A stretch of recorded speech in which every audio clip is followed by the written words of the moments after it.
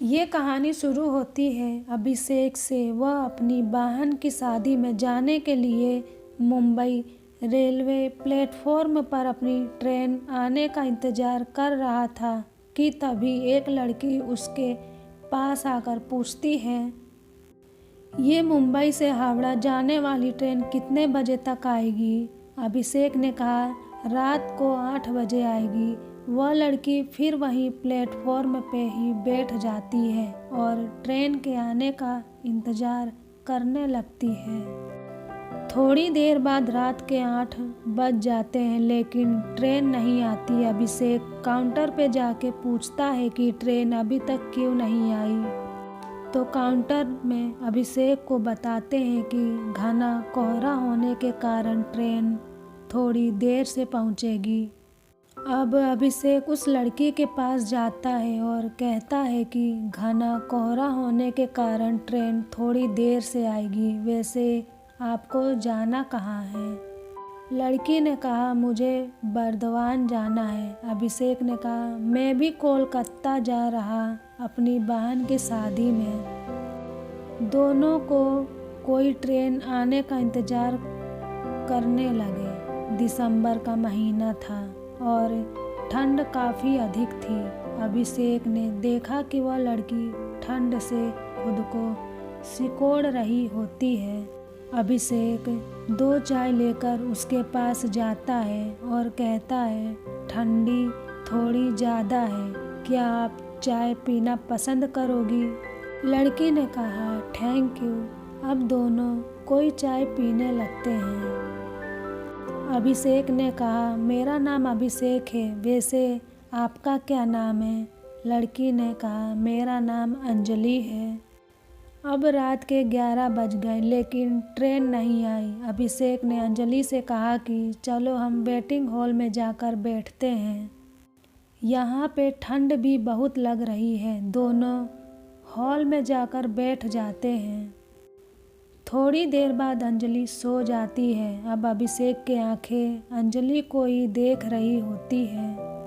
अंजलि की गुलाब की पंखुड़ियों जैसी होठों और उसका मासूम से चेहरे को देखकर अभिषेक के दिल में कुछ होने लगा। अभिषेक ने खुद को संभाला और अंजलि की तरफ से अपनी नज़रें हटा ली। रात के 2 बजे ट्रेन प्लेटफॉर्म पे आती है। अभिषेक तुरंत जाकर अंजलि को उठाता है और फिर दोनों ट्रेन में जाकर बैठ जाते हैं।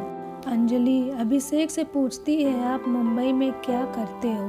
अभिषेक ने कहा, मैं एक कंपनी में सेल्समैन की जॉब करता हूँ। और आप क्या करते हो? अंजलि ने कहा, मैं अभी मुंबई से होटल मैनेजमेंट की पढ़ाई कर रही हूँ। दोनों एक दूसरे से बातें करने लगे और बातों ही बातों में अंजलि ने अभिषेक से पूछा कि क्या आपकी शादी हो गई है?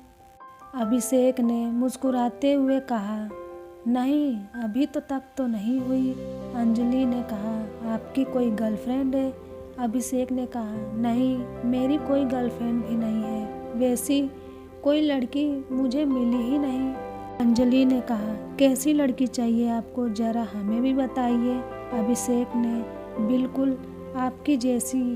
अंजलि ने कहा, मेरी जैसी ही क्यों? अभिषेक ने कहा, आप बहुत ही प्यारी और मासूम हो और आपकी प्यारी प्यारी बातें मुझे अच्छी लगती हैं। अंजलि ने कहा, अच्छा जी, ये बात है, तो चलिए अब हम आपके लिए कोई मासूम ही लड़की ढूंढती हूँ। आप अपना फ़ोन नंबर हमें दे दो ताकि लड़की मिलने के बाद कांटेक्ट हो सके। अभिषेक ने तुरंत अपना फ़ोन नंबर अंजलि को दे देता है।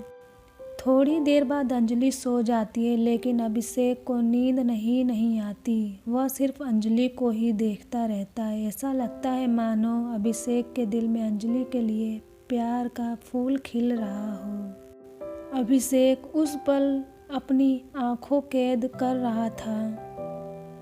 वह सोच रहा था कि क्या पता फिर कभी अंजलि से मुलाकात होगी या नहीं।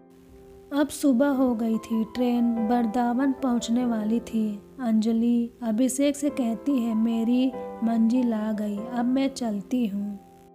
अभिषेक को थोड़ा उदास हो जाता है। उसे ऐसा लगता है कि कोई अपना उसे छोड़कर जा रहा है। ट्रेन वृंदावन स्टेशन पर रुकती है और अंजलि मुस्कुराते हुए अभिषेक को अलविदा कहती है। अभिषेक ट्रेन की खिड़की से अंजलि की तरफ देखता रहता है। अंजलि भी अभिषेक को आखिरी बार पीछे मुड़कर देखती है।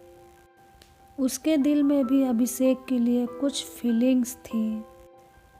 ट्रेन अब स्टेशन से चल पड़ती है, लेकिन अभिषेक अभी भी अंजलि को ही याद कर रहा था।